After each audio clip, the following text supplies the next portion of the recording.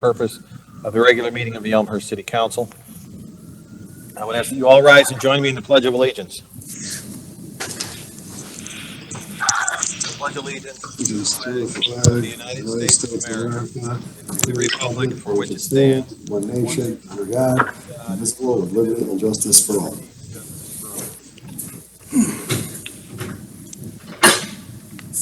Okay, before we get started, I just want to apologize for the late start. We are having some technical issues as we continue to work through these remote meetings, which forced our executive session to run long, and then just getting reset up for this meeting.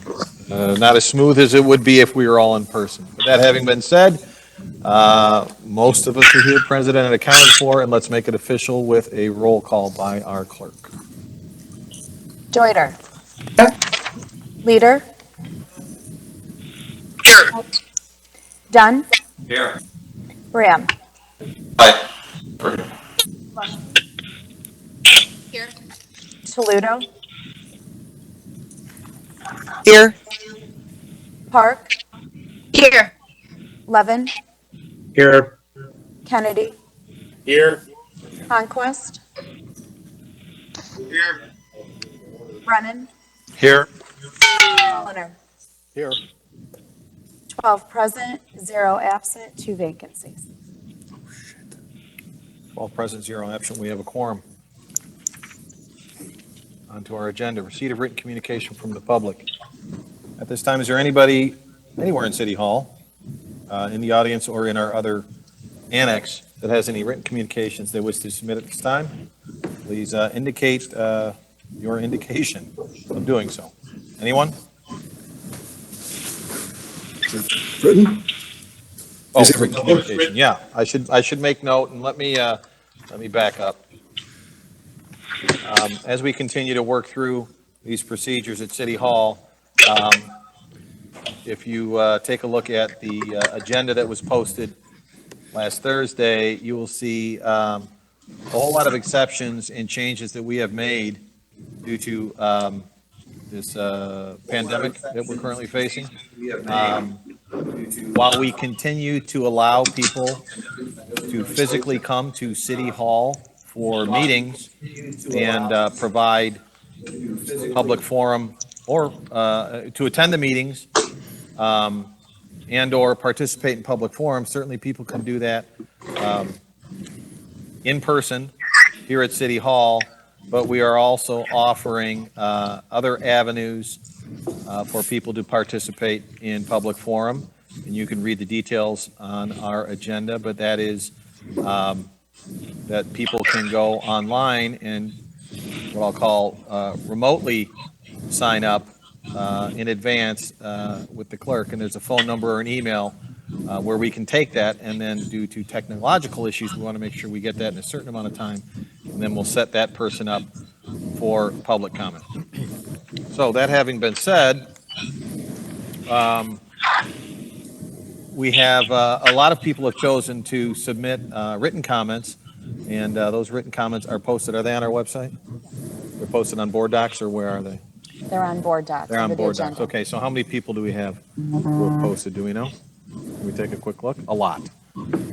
Okay. I would encourage the public to take advantage of that. I know it's new to everybody, but there is a lot of public written comment posted on board docs on our website. And as I said, there are instructions on how to participate in public forum spontaneously, not only coming in, but if you don't want to come in, then there's a way you can get set up and call in.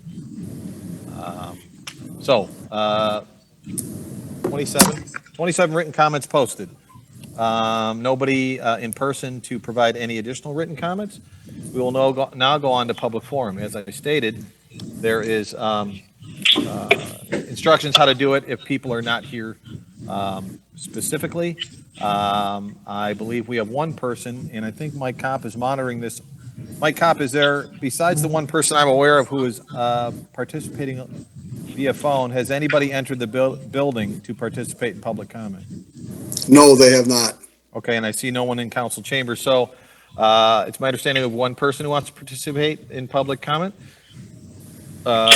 besides how this person is participating, public comment will pretty much be run exactly the same, and that is, we ask that you keep your comments to 3 minutes out of respect for the work and other work that we have to get done here this evening. If you go over 3 minutes, we'll give you a gentle reminder and ask you to wrap up.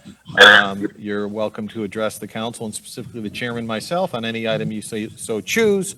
And without any further ado, I'm going to turn it over to you, Mr. Kopp, and whomever is on the phone. I don't know who's on the phone, but please state your name for the record, and address is optional. Jay, did you hear that? Yes, I did. Before I begin my comments, I wanted to point out that this has been enormously difficult. There's no call-in number on the agenda tonight, and I did submit a email to the city asking for permission to make public comment tonight at 4:18 p.m. And it only through a bunch of text messages and emails have I been able to even find out what the phone number or the conference call information was. So it has been really, really difficult to do that. So I just wanted to point that out before I began my comments. So with that, my name is Jay McNichols. I live at 185 East Fremont. Tonight, it is my pleasure. I appreciate the opportunity to speak to you in opposition to the report from the DPZ requesting an extension for Elmhurst Extended Care Center's conditional use ordinance. I want to start out by saying that Municipal Code Section 22.26 for the City of Elmhurst calls for revocation of any conditional use which has not been established or substantially underway within 6 months of the granting thereof.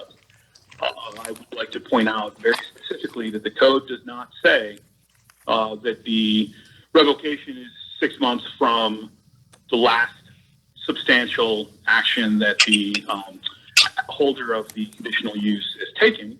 It says from the granting of the conditional use. The granting of the conditional use in this case was zoning ordinance 05-2018, granted on April 1st, 2018. That is over 2 years and 6 weeks ago. Elmhurst Extended Care Center has failed to put a shovel in the ground, has failed to secure financing for this project. They have failed to document any reasons for this delay. They have not provided any documentation that has been made available to the public regarding housing and urban development and the so-called delays with financing. They have not documented any receipt of approval from the Illinois Department of Public Health. This case has been made enormously difficult for me to oppose because the city of Elmhurst had in its possession hundreds of documents that I requested a Freedom of Information Act back in September and another one in April, and only through some kind of workarounds was I able to even receive these documents on May 8th. But that all being said, this case was enormously controversial when it was approved over 2 years ago. This conditional use does not conform to the comprehensive plan of the city of Elmhurst. It still doesn't. The comprehensive plan for the city of Elmhurst is not a guideline that can be arbitrarily followed or not followed by either the committee, the department, the Development Planning and Zoning Committee, or by the city council. The comprehensive plan is part of the municipal code.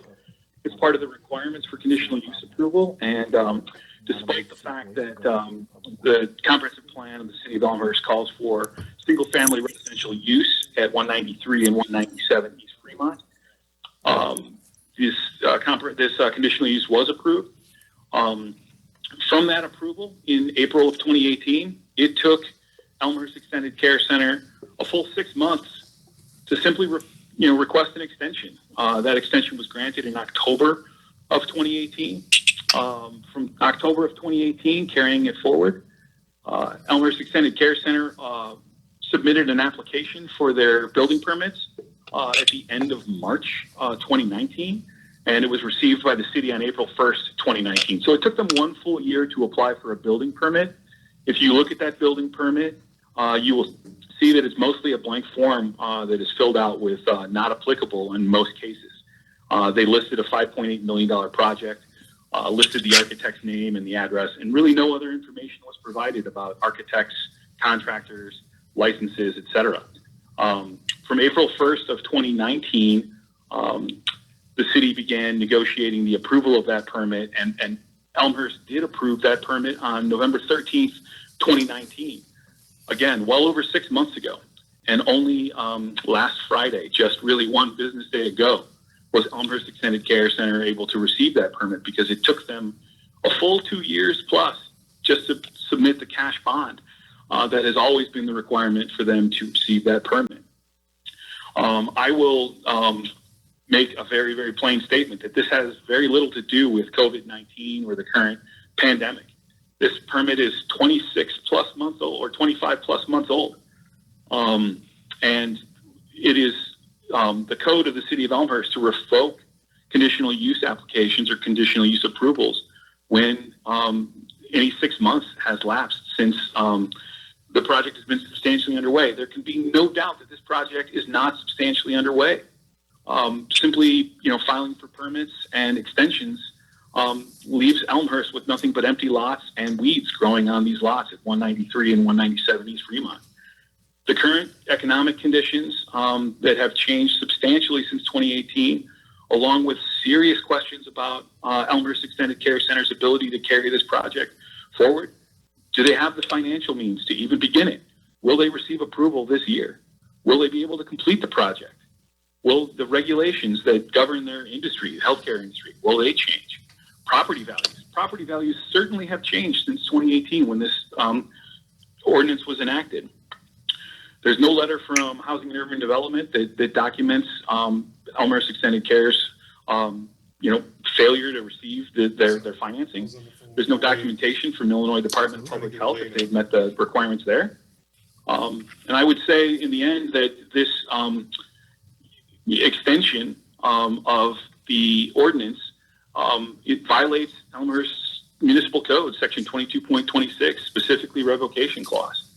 And while Elmhurst Extended Care Center received this approval under the threat of a discrimination lawsuit against the city of Elmhurst, since then they have done very little but make excuses and request extensions. They don't have the financial means to begin this project today. It is very unlikely that they will receive financial approval in time to begin this project this year. That will leave Elmhurst with a conditional use that may be 2.5, 3 years old by the time they receive financial approval or finally withdraw their application because they are unable to receive that financial approval.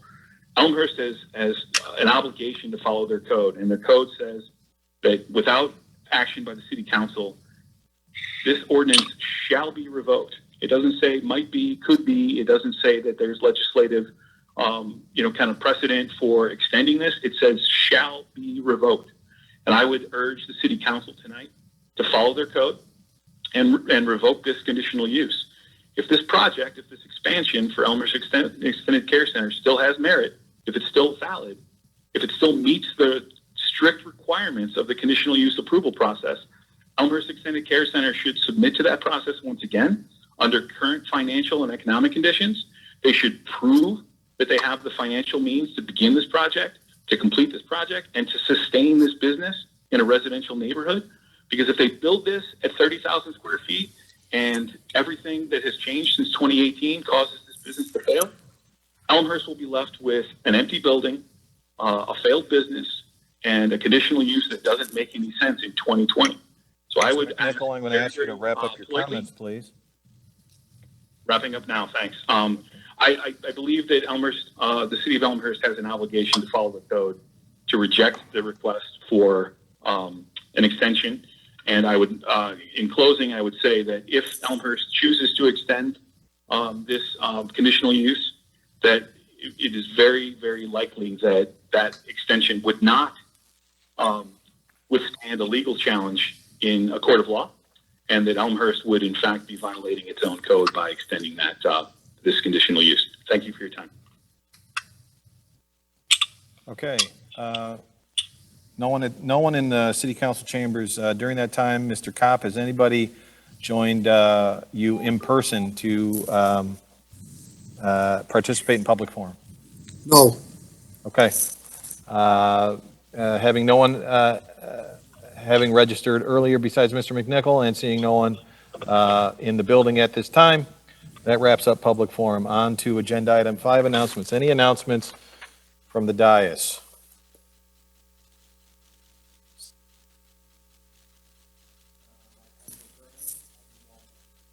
Go to Alderman Mulliner first, and then I'll go to Alderman Bram. Alderman Mulliner. I'd just like to make an announcement to remind the public that we will be having a Memorial Day Caravan on Monday to honor the war dead. It will be going through a 16-mile trip throughout Elmhurst. Details are available on the website.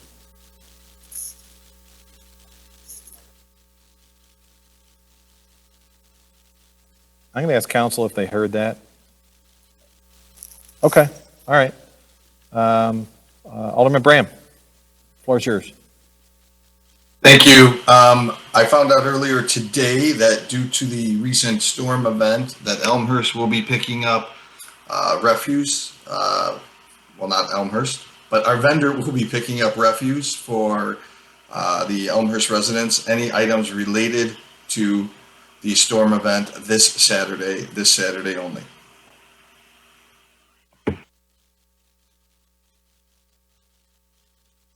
Okay, anyone else for announcements? City manager?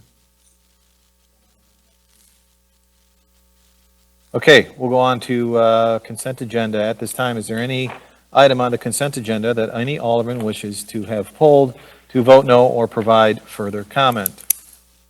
Alderman Plumsky has her hand up. Sorry, Bram? Anyone else? Okay, Alderman Plumsky. Unmute. Here we go. Item 6.7, please. Item 6.7, okay. Alderman Bram. Along with 6.7, 6.15. 6.15. Okay. Anyone else? Any other items to be removed? Okay. With that said, I will entertain a motion to approve the consent agenda minus items 6.7 and 6.15. Motion by Alderman Deuter, second by Alderman Dunn. I'm going to ask Clerk Tamer to call the vote. Deuter, Aye. Leader. Alderman Leader, He says to get off it. I don't know. Like you're muted. Aye. Beth? Dunn, Aye. Bram, Aye. Palumsky, Aye. Toludo, Aye. Park, Aye. Levin, Aye. Kennedy, Aye. Honquest, Aye. Brennan, Aye. Mulliner. Aye. 12 ayes, 0 nays, 2 vacancies.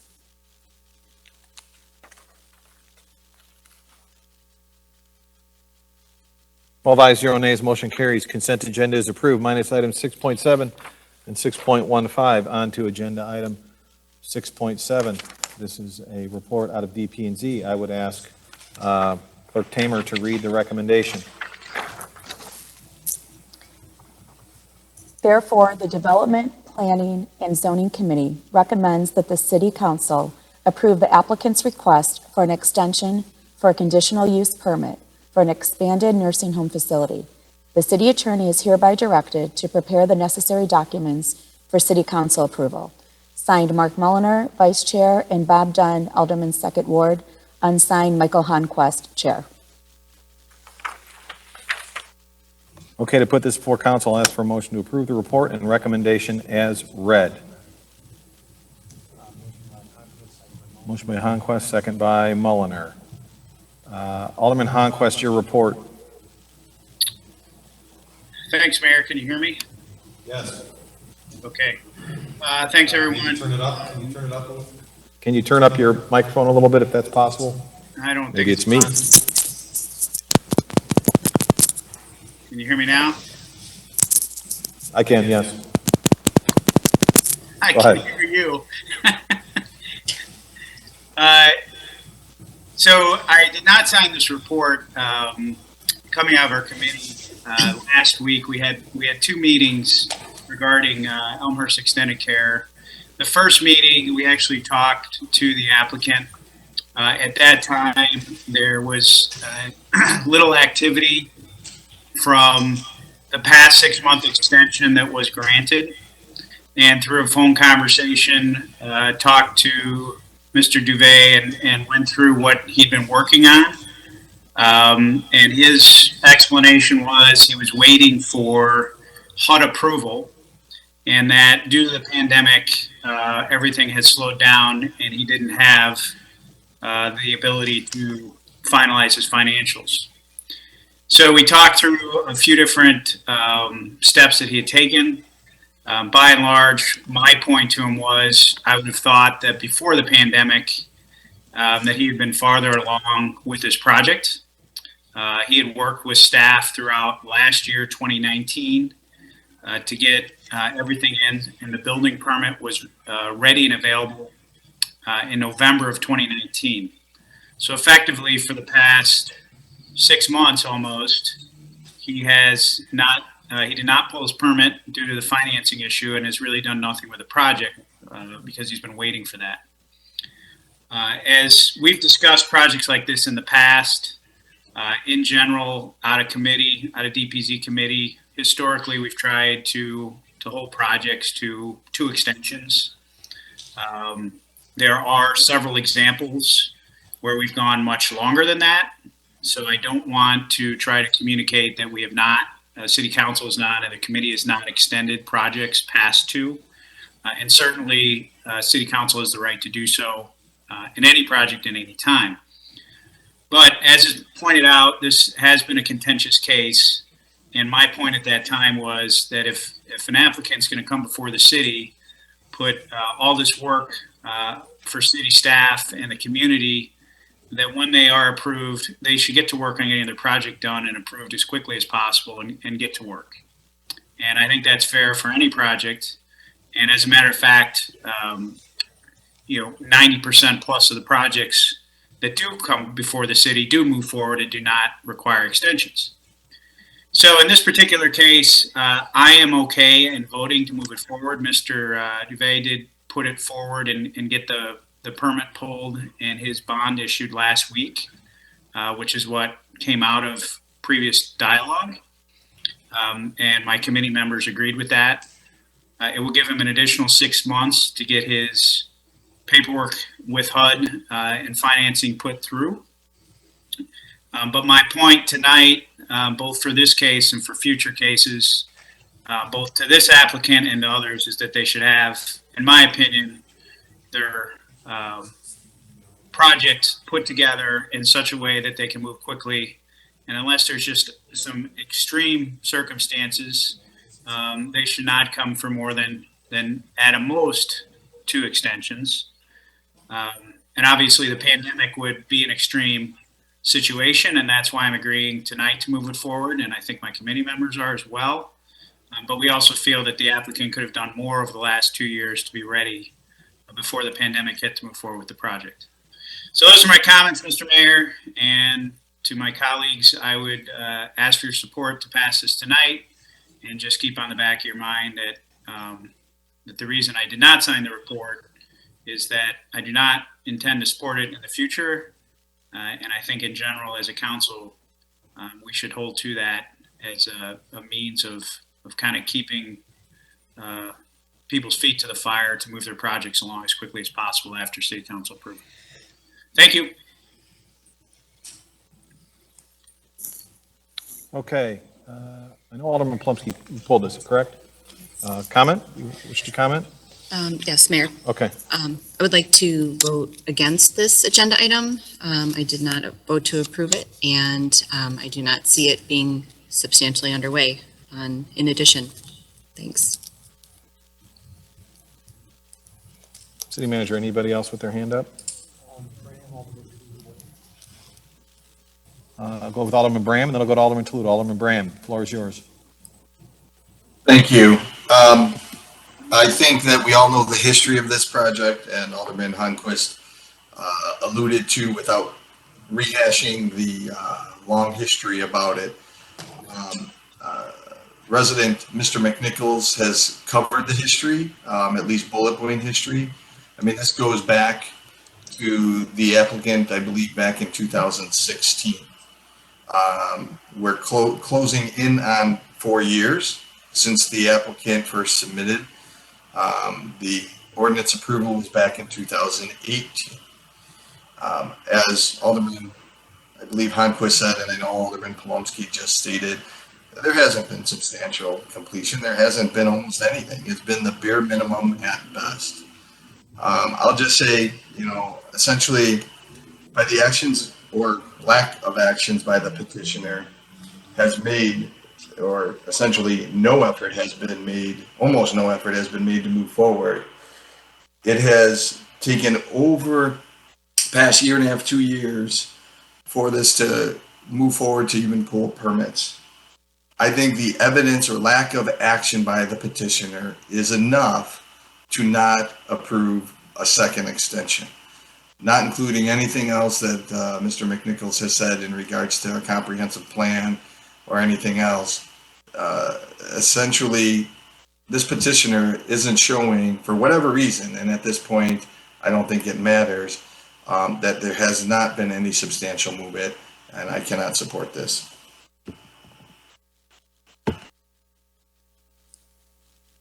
Alderman Toledo, you have your hand up. Floor is yours. Thank you, Mr. Mayor. Are you able to hear me clearly this time? Yes, we can hear you. I will try to break in if you break up. Thank you.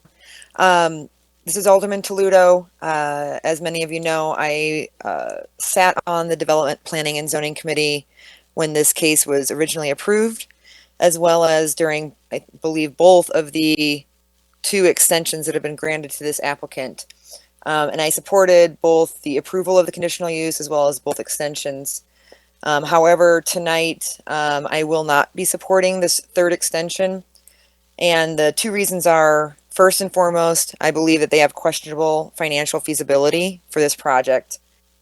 Secondly, as you heard Chairman Honquist state, talking about a precedent, I was behind that concept when I was on the committee that 2 extensions are more than enough time for an applicant to get their ducks in a row unless there are extremely extenuating circumstances. And I don't think that that has been met tonight. So my second reason for not supporting this is to begin to set a precedent that really council does not approve any more than 2 extensions to any applicant in the future. Thank you.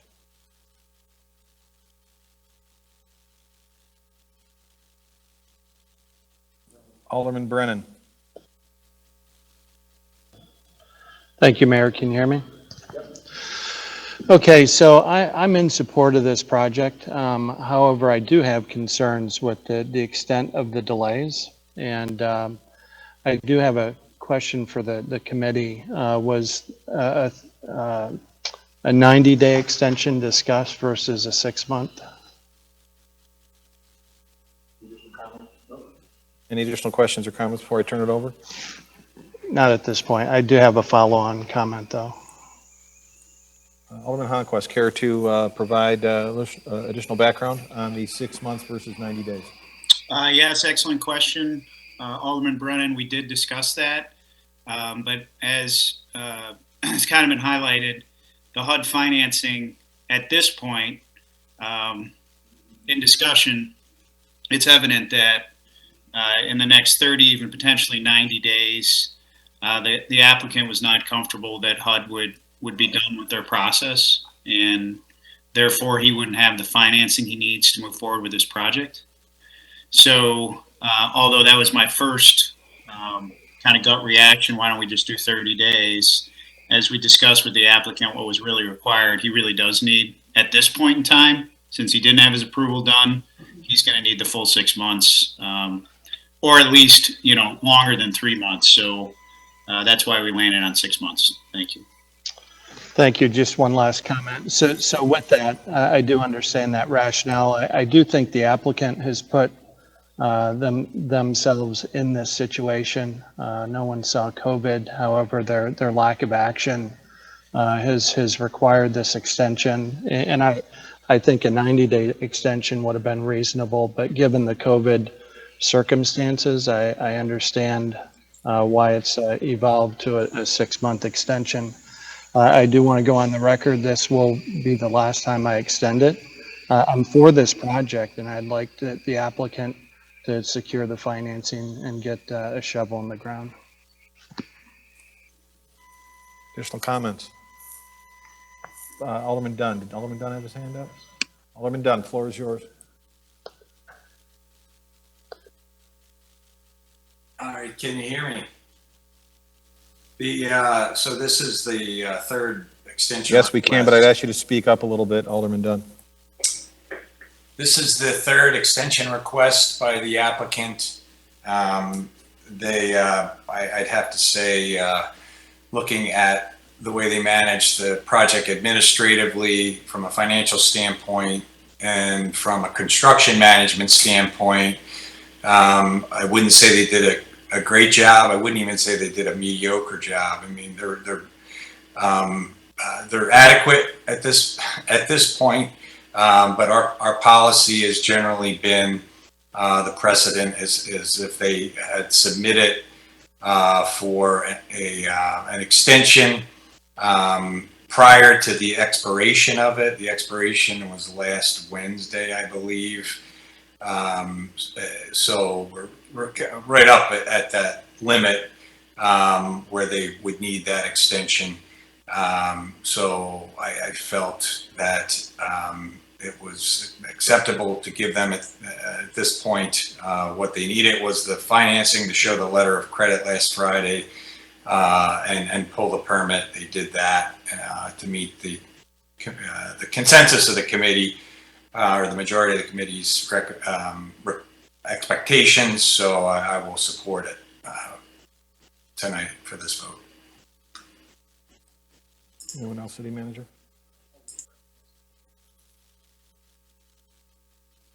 Anyone else who hasn't spoken yet?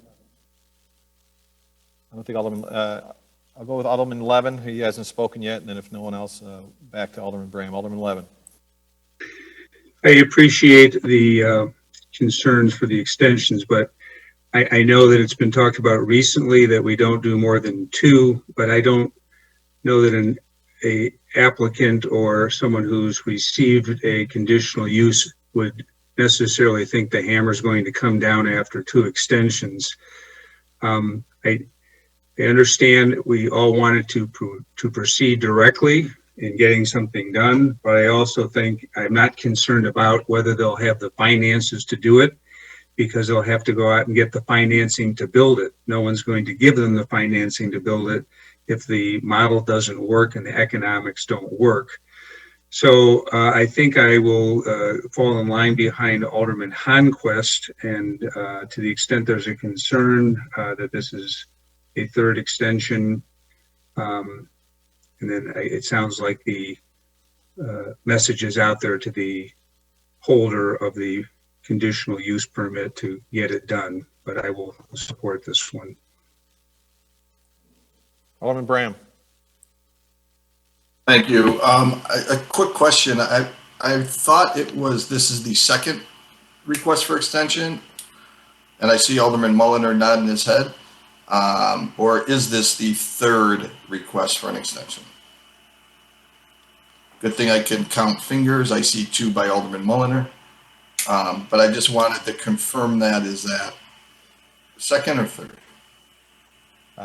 Alderman Mulliner is clearly indicating 2. I will ask for Chairman Honquist to confirm. My understanding, this is the 3rd extension. He's had 2 6-month extensions. This would be the 3rd one. Staff can correct me if I'm wrong, but that was my understanding. I just asked Bob if he said it. Here, talk in the background, so I was just waiting if staff is. Yeah, hold on. I'm asking City Manager to confirm with Mike Kopp. It sounds like it might be only the 2nd extension. According to staff, this is the 2nd extension. I apologize. Okay, so it just seems like it's been 3. due to the extended duration. And the reason why I asked that is because I reached out to Assistant City Manager Kopp earlier today because I thought it was either the third or fourth extension request. I just want to, I know people have said it already, this has nothing to do with COVID. I don't know how much experience, I assume the petitioner has a lot of experience with HUD, but I don't know why he feels that he will not get the appropriate turnaround time. I compliment Alderman Brennan for making a suggestion of a 90-day extension versus a 6-month extension. I think the city has bent over backwards for this petitioner. I've voiced in the past the concerns of what I think I said back at the time, spot zoning for this development. I won't go anywhere past that on that. All the other things that came into play with this, just the time frame and the amount of stuff that has not taken place. And I believe Alderman Dunn already made mention of it. At the 11th hour, all of a sudden, the petitioner was able to pull the permits. I mean, come on. If they were serious about the project and had their ducks in a row, this would have all been taken care of months ago, if not years ago. There is no reason that I could see to give this petitioner a second, third, fourth, fifth extension. I'm kidding there. A second extension at this point. None at all. Thank you.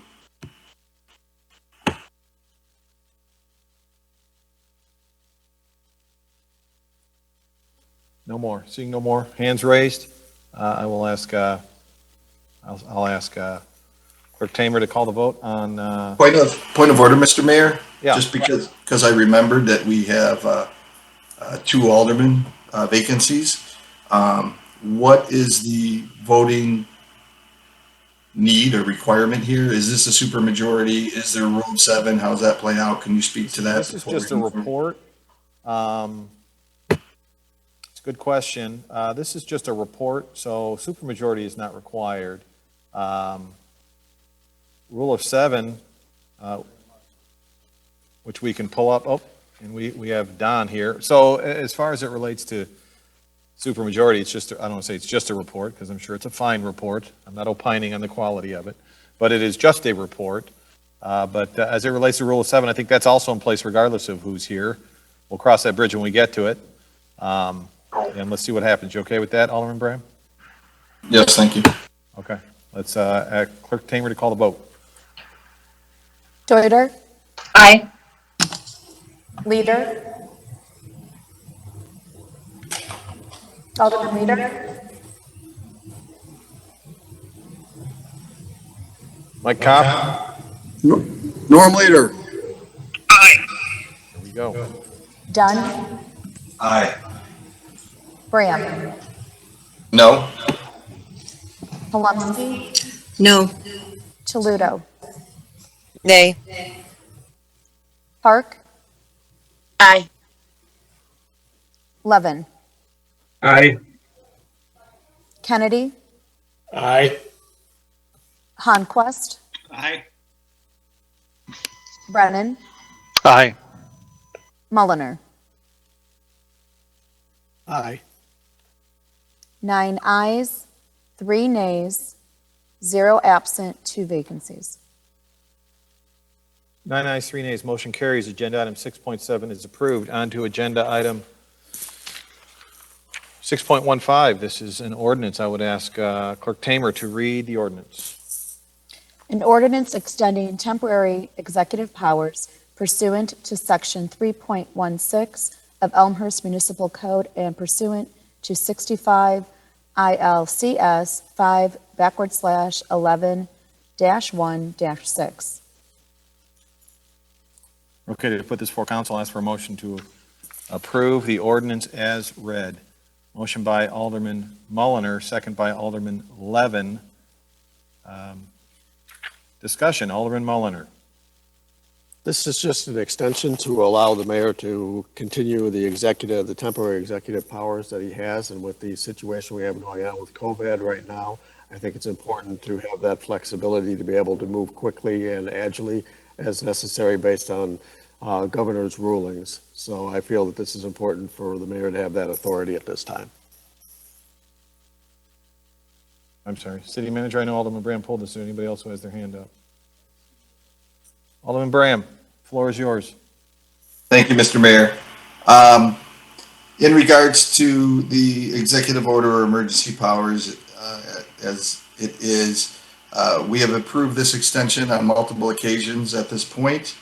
What I requested from the city was what the mayor has utilized these powers for in the past.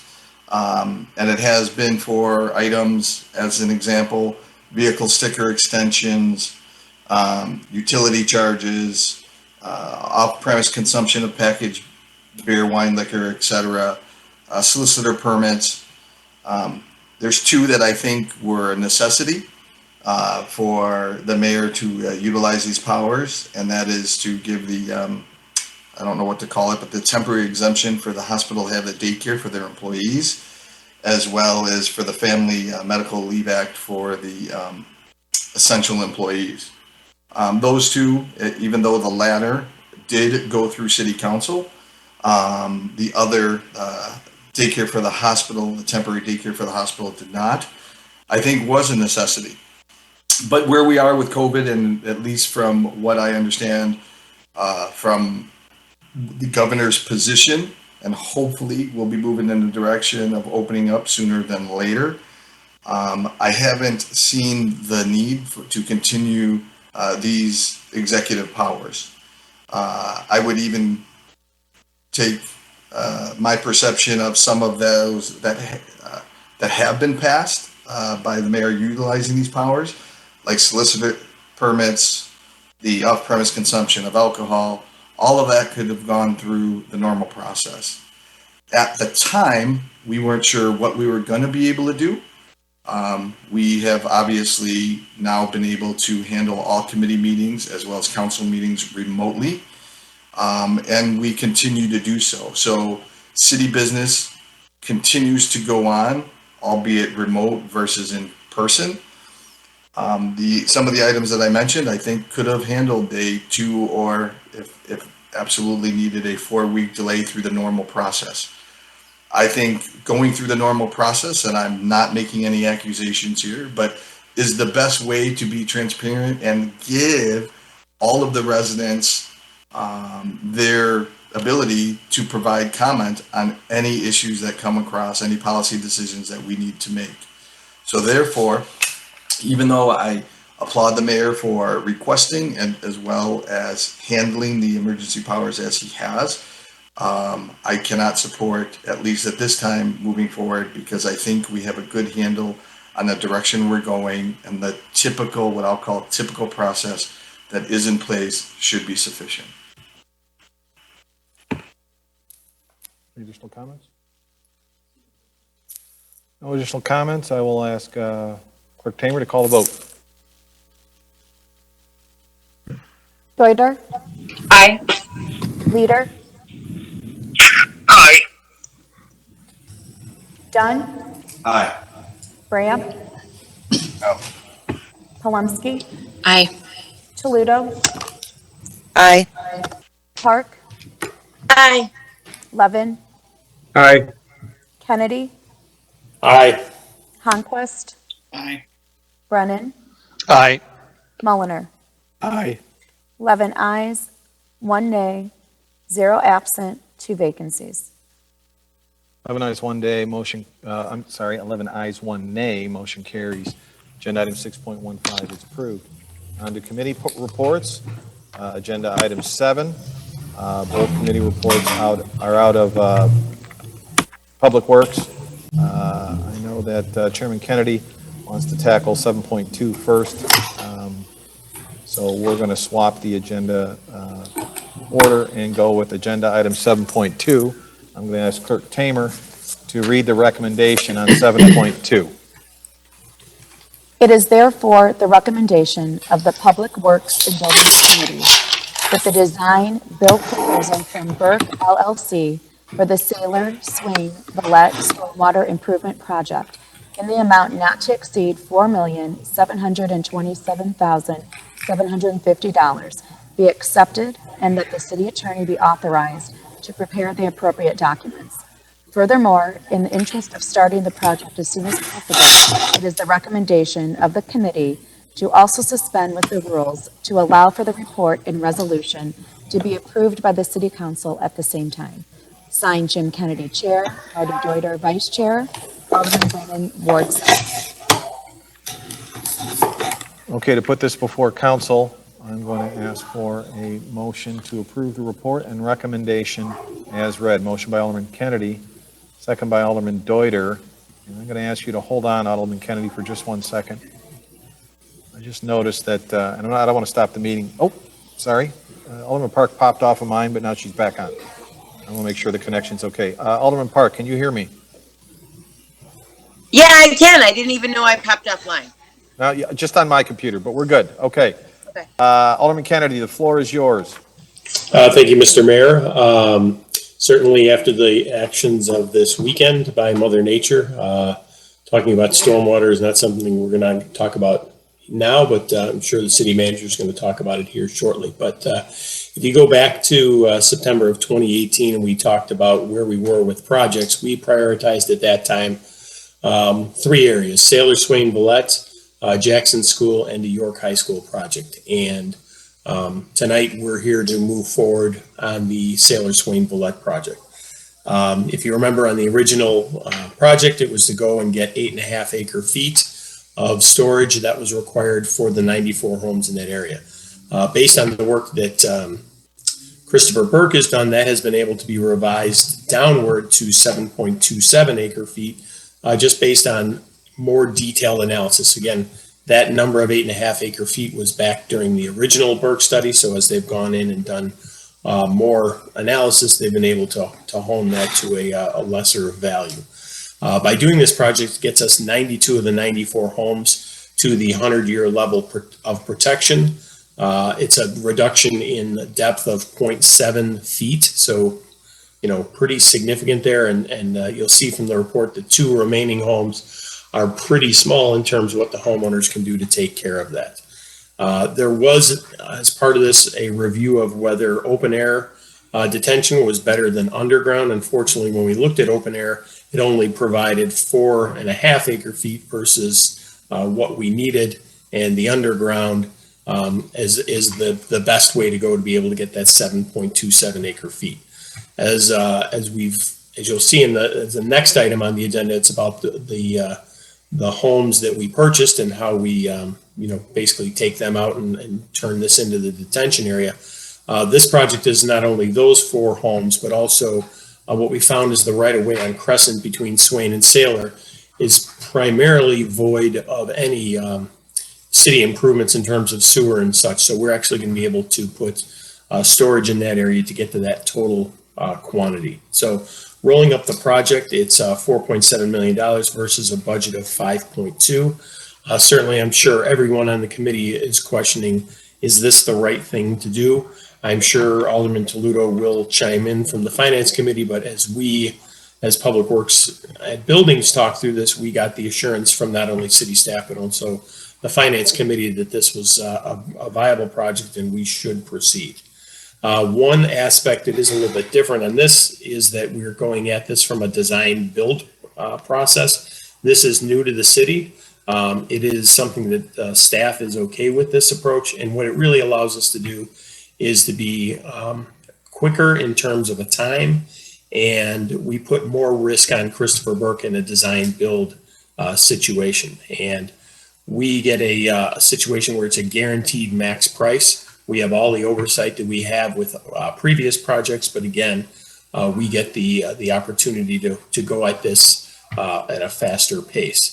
The contractors that they've tapped into for this design build are 5 contractors that have worked for us on other projects in the city. So we've got a great level of experience with those folks. And the one thing you might have seen in there's $100,000 for design changes and project additions. This is not contingency money like you may have seen in previous projects. This is to allow for, again, anything that might be changing during the design phase, or excuse me, during the design, or additions that were not able to be understood during the initial parts of the project. So with that, I just want to highlight again, in order for the sake of time, we want to go ahead and suspend the rules so that city staff can direct Burke LLC to move forward with the project, and with our goal being that this project would come online before the end of 2020. Thank you, Mr. Mayor. Comments, Alderman Mulliner. Yes, I just wanted to say that I'm in total support of this project. After the last few nights of water that we've had, the two areas that I saw that were primary concerns right now, I know that a number of the aldermen were out and the mayor was out looking at different areas, and this was one of the areas, as well as the area in College View behind the high school. So the areas that we're targeting are the appropriate areas to get repaired as soon as possible. And I applaud the committee for all the work they've done to get this thing timed perfectly to get it finished. Alderman Brennan. Thank you, Mayor. Alderman Mulliner pretty much said it all, but I am strongly behind this project. Seeing, the water, breaching the parkway and approaching houses, this project definitely would have addressed this last, rain incident that occurred here in Elmhurst. Has my strong support, and hope that the other aldermen also see it that way. Thank you. Alderman Dunn. Just a quick question for the committee. When I read this report, it looked a little different than the normal engineering proposal, followed by a month or two later by a contract proposal. So I think normally the rule of thumb was maybe about 15% for the engineering design work. You got design build. Is it about 600,000 for the design work and the rest is for the construction? Just curious what the breakout is. Alderman Kennedy, care to opine? Certainly, and I may defer to City Manager Grabowski if he has anything to add on this. But yeah, Bob, as we went through it in committee, the pricing for not only the construction oversight but the design was within what we've seen on previous projects, and we did not feel like there was anything out of line in either of those line items. Go to Alderman Toledo, then Alderman Bram, and then Alderman Deuter. Alderman Toledo. Thank you, Mr. Mayor. I will just state my support for this project. It is part of our stormwater plan from the beginning, and I believe it's important to see this through. I will also give it support from a financial perspective. I reviewed the work that staff did in terms of analyzing whether or not we would need to create a new revenue source in order to pay for the debt service on the 2019 bond that is funding this project. And we will not need to create a new revenue source this year, which was important to me given the financial uncertainty that many of our residents are facing with the COVID-19 pandemic. So we have to accept the bonds that were issued. We can't give them back, unfortunately. And since we have the money and we don't need to raise new revenue this year to pay for that debt service, I am in support of this project. Thank you. Alderman Bram. Thank you. So I'm in support of the project overall, and I voiced my concern in the Public Works Committee when I was a part of that committee previously. My concerns have been and still remain doing underground versus above ground storage. I have been told, or we have been told in the Public Works Committee, that it is approximately a 30% increase to do underground storage versus above ground storage. When this discussion for this project started, there was no discussion of underground storage. It was talking about acquiring lots and doing above ground storage. Only until approximately the middle of the discussion and residents voiced some concerns of above ground storage. Was there discussion the first time I've heard in regards to below ground or what do they call it, storm trap type of storage?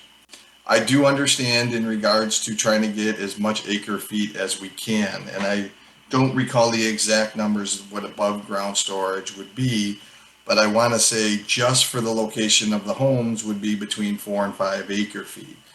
And then I believe, what's the street? Crescent, I believe, that additional would obviously has to be underground storage would be an additional acre feet.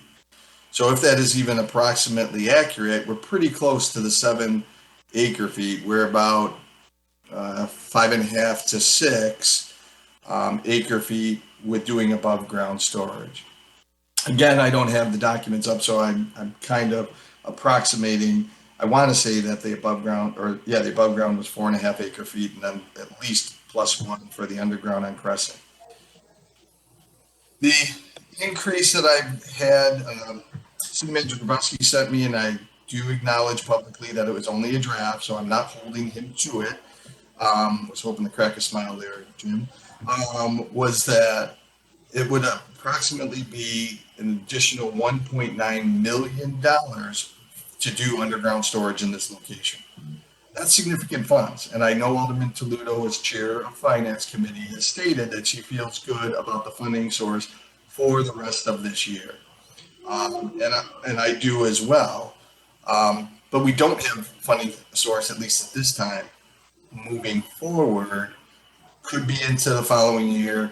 We don't really have anything definitive at the time. So I think we do need to be wise over what dollars we spend and how we spend them. $2 million could help another area of town, stormwater or sanitary. Now I'm going to kind of do it a little bit of a sidestep here. With all that said, I had a lengthy conversation this morning with the city about this project. I do caution about moving this way. I don't like on how it came about in regards to going with underground storage. I don't like the dollar amount that it adds, but I am going to support it because of just the sheer need of this area. But I do want to emphasize, I think if there is any hint moving forward, because this has been 2 projects now that at least I have been informed in middle of discussions about considering underground storage, that should be from the get-go, that we're discussing both above ground and underground from the start and understanding the storage ramifications as well as the financial implications.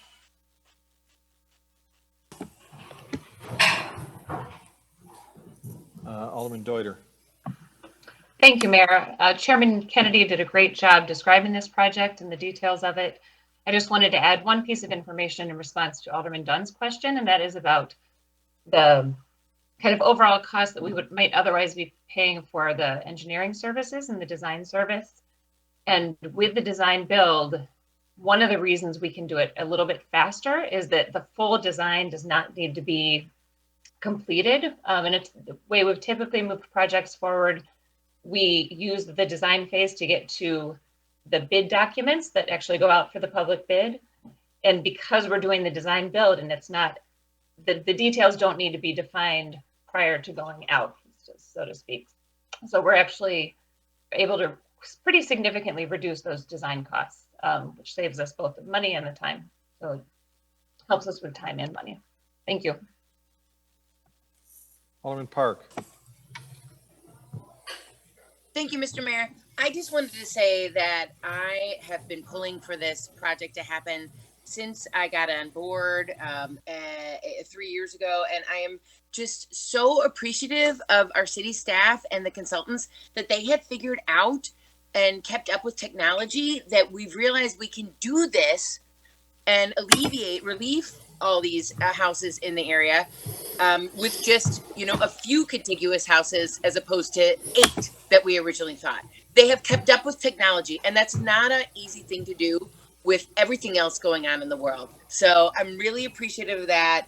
And I, wholeheartedly am for this. I think it's going to be a great little green space. I think it absolutely should be the underground storage. It's going to be way less expensive than going and building like car tunnels in the streets all the way to Salt Creek. And I am just 100% into it, and I appreciate all the work that everybody's done. So I'm excited. Thank you. Alderman Kennedy, then I'll go to Alderman Levin. Thank you, Mr. Mayor. Looking back at this project, we've really been able to do this in a pretty expedited manner. Going and getting 5 homes in the pace that we did was excellent work done by city staff and Jim and everybody to get that to happen. We did start with above ground, but that would have required us to go find 6 homes. And I think with all the diligence that's been put in, we've seen that to be able to do this project in a timely manner, it requires to go underground. And I think anybody that's ever been part of Public Works over the past 12 years has realized that we go after what the requirements are. In this one, it's going to save those 94 homes. And that's what we have done again in this case. So while we may not have started looking at underground storage like in other places, it was quickly the solution to be able to provide the level of protection and do it in a timely manner. Thank you. Alderman Levin.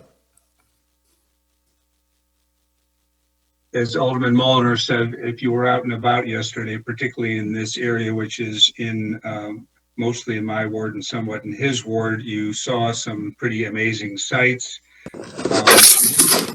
Fortunately, the people whose homes were at issue at that time weren't seeing extensive damage. One house I saw a year ago, the same kind of storm broke out all of his window well windows and ruined his basement. And there was a lot of frustration, but a lot of people were hopeful on this. So I think the time is right. I also think staff did an excellent job in getting the number of houses that we need for this, keeping the cost down. Public Works has delivered the committee what they need to tell us in terms of the correct and most cost-efficient way to do it. The financing's in line. So the only thing is, unfortunately, we're not going to be able to save everybody. We're not going to be able to take care of every house in the city of Elmhurst that has water problems, but this takes care of 94 homes. This is pretty big bang for the buck. And this is an important project, not just because it's in my ward, but because it's the right thing to do and because it's such a fine project. So I will just say I'm 100% in favor of it. Anyone else, City Manager? Alderman Kennedy, you still have your hand up? No, I'm good. Thank you, Mr. Mayor. All right. Anyone else? I'll ask Clerk Tamer to call the vote on the motion, which is to approve agenda item 7.2. Joyner? Alderman Joyner? Aye. Leader? Aye. Dunn? Aye. Graham? Aye. Palomsky? Aye. Toledo? Aye. Park? Aye. Levin? Aye. Kennedy? Aye. Conquest? Aye. Brennan? Aye. Mulliner? Aye. 12 ayes, 0 nays, 0 absent, and 2 vacancies. 12 ayes, 0 nays, motion carries. Agenda item 7.2 is approved. On to agenda item 7.1. This is a report out of Public Works. I'd ask Clerk Tamer to read the recommendation. It is therefore the recommendation of the Public Works and Buildings Committee that the demolition proposal from Donegal Services in the amount not to exceed $31,100 be accepted, that public bidding be waived, and the city attorney be authorized to prepare the appropriate documents. Furthermore, in the interest of starting the demolition as soon as possible, in order to not impede the forthcoming neighborhood stormwater project, it is the recommendation of the committee to also suspend with the rules to allow for the report and resolution to be approved by the City Council at the same time. Signed, Jim Kennedy, Chair, Marty Deuter, Vice Chair, and Alderman Brennan, Ward 7. Okay, to put this before council, I'll ask for a motion to approve the report and recommendation as read. Motion by Alderman Kennedy, second by Alderman Deuter. Alderman Kennedy, your report. Okay, thank you, Mr. Mayor. Now that we got a plan, now that we got to execute. So we originally, as a city, had gone out and purchased 5 homes. So this is the proposal by a contractor to take down 4 of those homes that are required for this project. While not germane to this discussion, one of the homes that we did purchase, we will not be needing for this project. So certainly that'll be something we discuss as a future discussion point as council or as part of Public Works. But this is to go ahead, get these homes down and start the project in earnest. Thank you.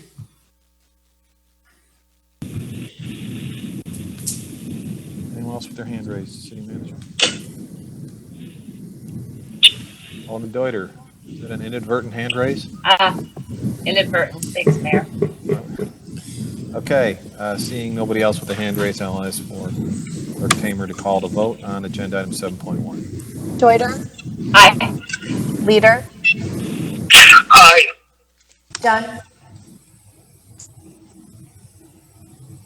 Alderman Dunn, Aye. Graham, Aye. Palumski, Aye. Toledo, Aye. Park, Aye. Ben, Kennedy, Aye. Conquest, Aye. Brennan, Aye. Mulliner. 12 ayes, 0 nays, 0 absent, 2 vacancies. 12 ayes, 0 nays. Motion carries. Agenda item 7.1 is approved. On to reports and recommendations by elected officials. Mayor Morley, that's me. A couple things. First, a little bit of an update on our storm last night. As it just happened, we're still compiling our data, and certainly we'll provide more details to the public as we aggregate the data.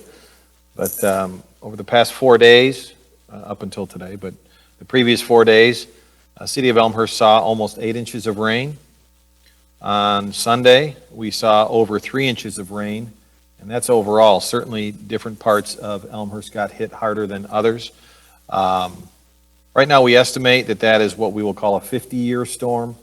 And I know we've had these storms every 18 months, so that really doesn't mean anything, except to say, give you an idea of the how extreme this storm is. A 50-year storm is something that's categorized that has a 2% chance of happening on any given year.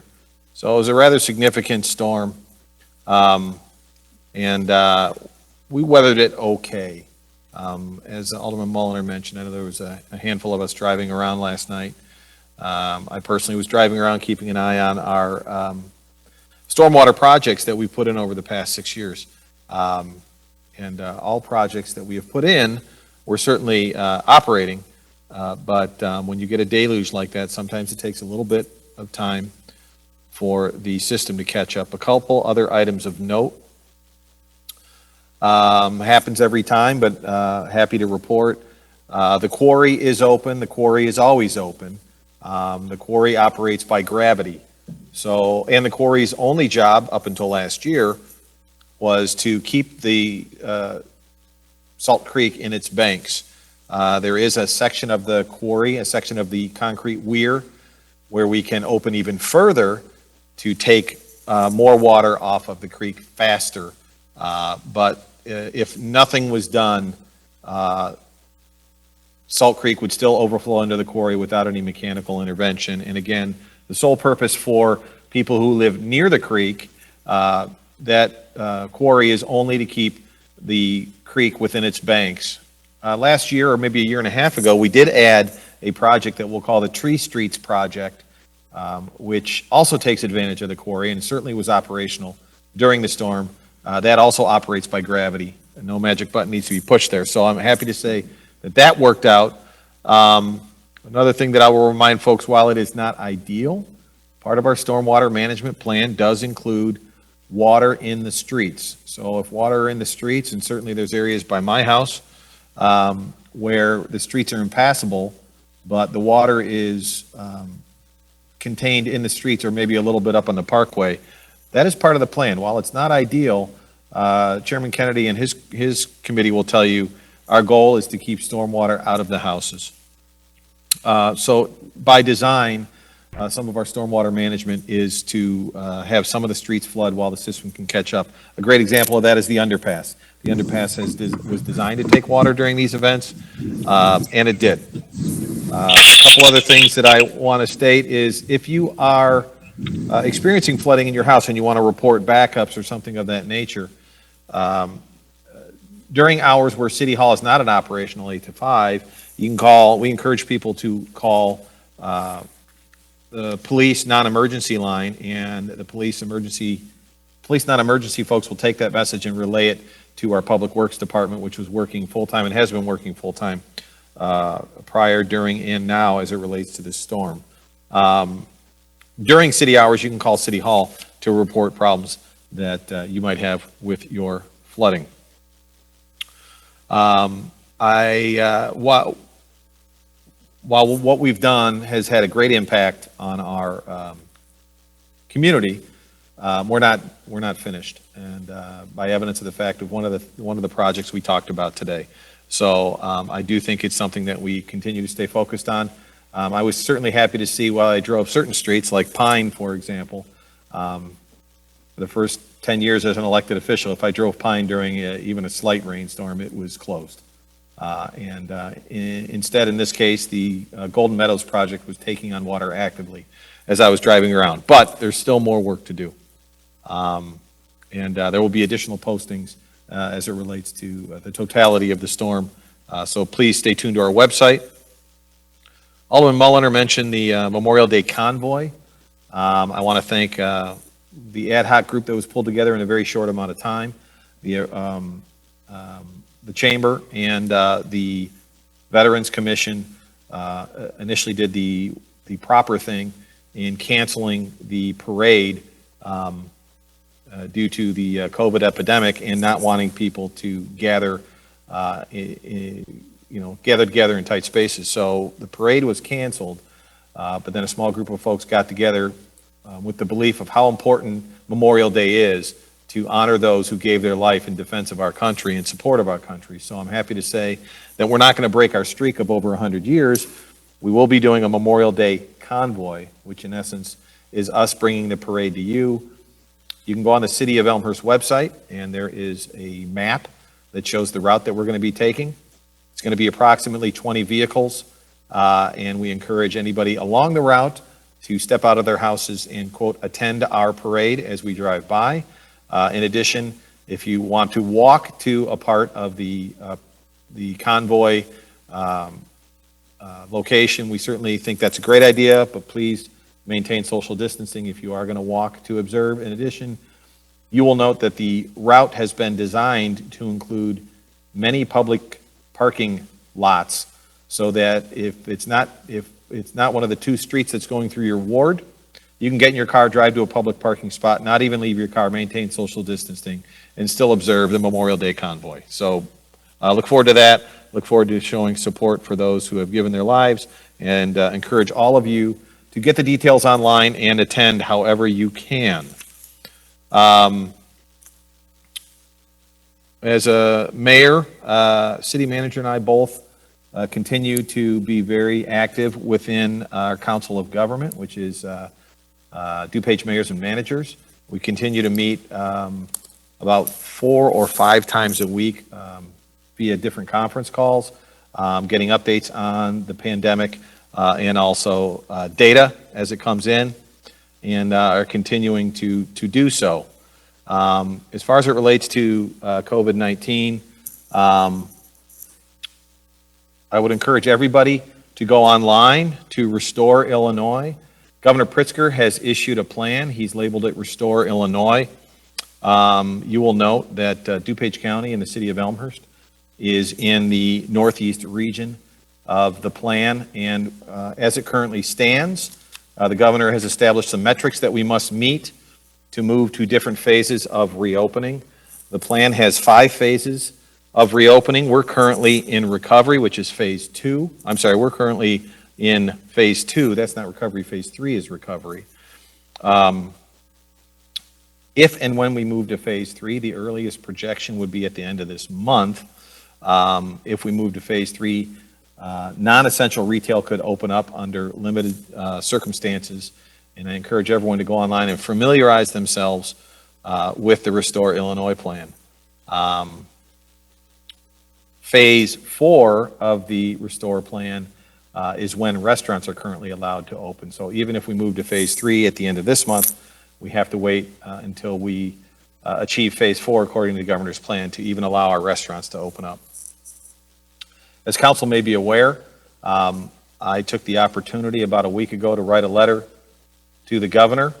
While I appreciate his attempt, his initial, what I'll call an initial draft of a plan, there was a lot of us, DMMC and our state representatives and senators who were not included in the development of this plan. And I believe probably the biggest flaw in this plan, while I applaud the governor's effort and do not envy the position that he's in. I appreciate that he came up with a plan, but I look at it as a starting point. This is new for all of us, and no plan is perfect.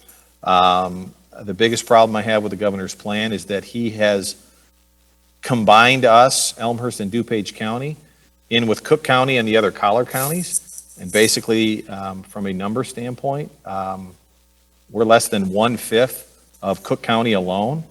It makes it very difficult for us to do anything that effectively moves the needle on the metrics that the governor says we must meet. In addition, as weather gets better, I anticipate that some of those metrics the governor has established may go up and down depending on large amounts of the population. So I believe that while the plan is a good starting point, we are definitely different than Chicago. They are urban. We are suburban in every sense of the word. And I think that we have the ability not only to act on a more local level, but I am encouraging the governor to apply more of a surgical approach because I think clearly this has already negatively affected our residents and our businesses. I believe that, and I'm not advocating for us to flaunt the governor's executive orders, but I believe that we can work within the parameters that he has established and open safely. To be clear, I think that we can open safely and continue to talk to elected officials to try to push the governor to at least compromise and allow us to be part of the discussion. I was on a conversation, on a conference call last night with Senate President Harmon and Lori Lightfoot. President Harmon believes that the governor is open to input. I've yet to see it, but I hope that he is. And also Mayor Lightfoot also recognizes that there are countless restaurants that are going out of business on a daily basis and will not reopen, and that we need to take a closer look at the plan to see if we can get a little more creative to allow restaurants to open sooner. And that is it for me, City Manager. Thank you, Mayor. I want to start by congratulating the staff at the History Museum. We were recently notified that the American Association for State and Local History selected the Worlds of Wonder exhibit as a 2020 Award of Excellence winner. So Dave and his crew have been, again, raising the bar for exhibits at the museum and have been certainly recognized for that. In addition to the mayor's comments about the storm yesterday, as we said, we received almost 8 inches of rain over the past week, which puts us at the 3rd wettest May since 1871, with the prior 2 years being the other 2 on the list.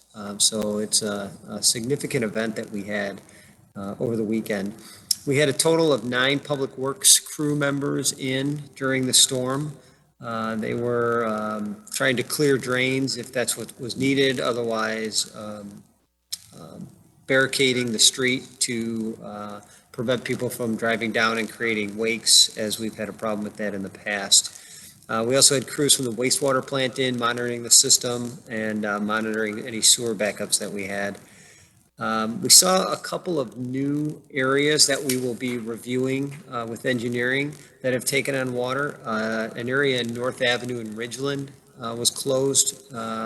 So we need to take a close look at that. And then, of course, we saw many accounts of Spring Road taking on significant water that we're going to look at as well. The Southwest Wet Weather Facility took on water again for the second time in 3 days. That's the 2 million gallon tank that we have at the wastewater treatment plant. And we did have a few small issues. The McKinley pumping station circuit went out, so we had to get in there using a backhoe to get to the facility because of the storm water, but we were able to do that and reset that breaker so that the pumps were working. And then a couple of small minor issues at the Utley and Atrium pumping stations, which we're checking out as well.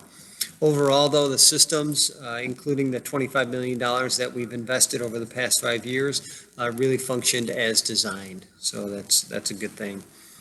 It was a busy weekend staff-wise in a couple other cases as well. The fire department had to deal with a two-truck fire on 290 at about St. Charles, which closed the interstate, which of course involved our police department.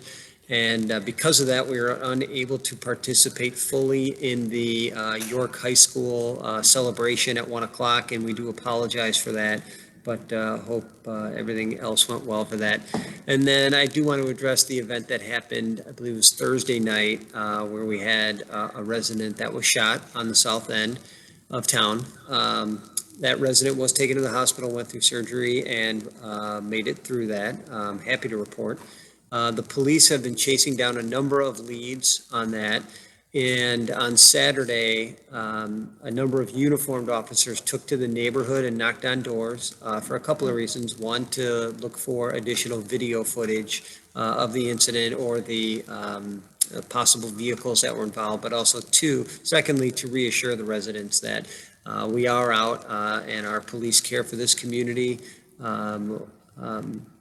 as if every one of them lived here, and I'm happy to report that. But we are chasing down as many leads as we can and expanding our review of video to surrounding towns just to see if there was any coverage of what we think are the suspect vehicles.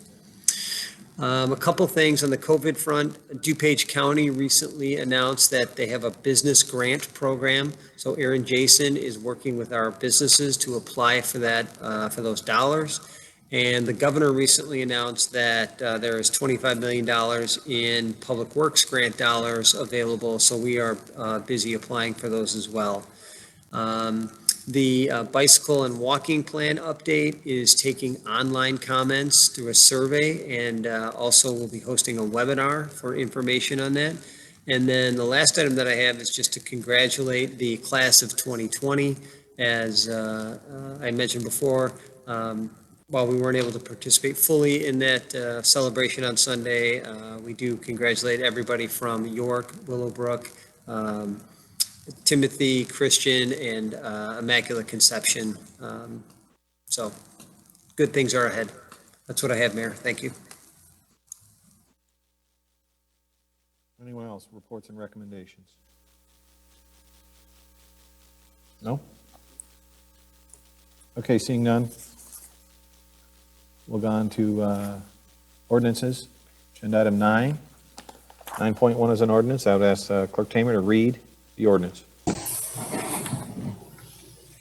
An ordinance waiving bid, authorizing the issuance of a notice of award, and authorizing the execution of a contract for the demolition of 633, 637, 641, and 645 South Swain Avenue in the city of Elmhurst, Illinois.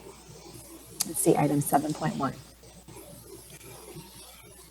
Okay, to put this before council, I'll ask for a motion to approve the ordinance as read. Motion by Alderman Kennedy, second by Alderman Deuter. Alderman Kennedy. Thank you, Mr. Mayor. No further comments. Anyone else? City Manager? Seeing none, I'll ask Clerk Tamer to call the vote. Deuter. Aye. Leader. Leader, Go ahead, Norm. Dunn, Aye. Graham, Aye. Palumski, Aye. Toledo, Aye. Park, Aye. Levin, Aye. Kennedy, Aye. Conquest, Aye. Brennan, Aye. Mulliner. Aye. 12 ayes, 0 nays, 0 absent, and 2 vacancies. 12 ayes, 0 nays, motion carries. Agenda item 9.1 is approved. On to agenda item 9.2. This is also an ordinance. I would ask Clerk Tamer to read the ordinance. An ordinance waiving bid and authorizing the execution of a design-build contract with Burke LLC for the Sailor Swain Villette Stormwater Improvement Project. See item 7.2. Sorry, to put this before council, I will entertain a motion to approve the ordinance as read. Motion by Alderman Kennedy, second by Alderman Deuter. Alderman Kennedy. Thank you, Mr. Mayor. Again, no further comment. Anyone else? Jim? Seeing none, I'll ask Clerk Tamer to call the vote. Deuter? Alderman Deuter? I can see real quick.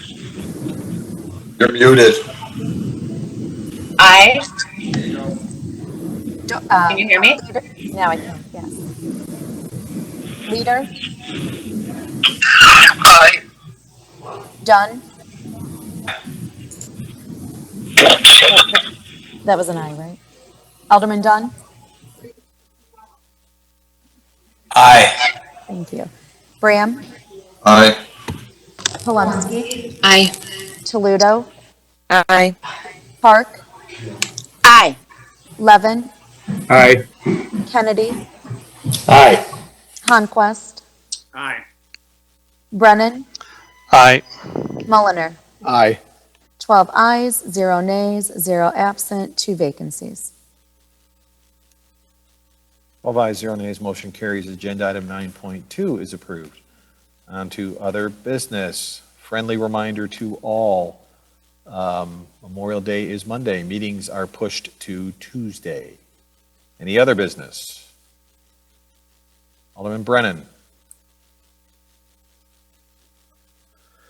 Thank you, Mayor. I wanted to piggyback on Alderman Molner's Memorial Day Caravan announcement.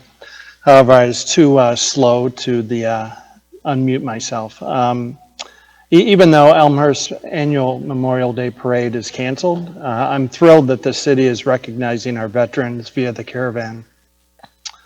I think it'd be great if all residents remembered our fallen veterans by displaying a red, white, and blue tree ribbon in front of their yard. Last week, I ordered my ribbon through the American Legion. A small donation is required, however, delivery is included. So I encourage the residents to join me in going through the Elmhurst Chamber of Commerce website. Scroll down to the bottom to the Don't Miss These Items section. And there you can click on Memorial Day Convoy. You can find information there as well as our Elmhurst website. But a big thank you to the Elmhurst Chamber of Commerce for providing the technology to support this effort in recognizing our veterans. Thank you. Okay, anyone else? So to clarify, Alderman Brennan, or to reemphasize, Chamber is hosting the ability to purchase a ribbon, or don't make a donation and receive a ribbon to show support during Memorial Day. Correct. Okay. Anyone else? I will entertain a motion to adjourn. Motion by Alderman Levin, second by Alderman Kennedy. I will ask Clerk Tamer to call the vote. Deuter? Aye. Leader? Alderman Leader? Aye. Dunn? Aye. Graham? Aye. Aye. Palumski? Aye. Toledo? Alderman Toledo? Aye. Park? Aye. Park? Levin, Aye. Kennedy, Aye. Conquest, Aye. Brennan, Aye. Mulliner. 12 ayes, 0 nays, 0 absent, 2 vacancies. 12 ayes, 0 nays, motion carries. We are adjourned. Thank you, everybody, and have a good evening. Thank you, Mr. Mayor. Well done.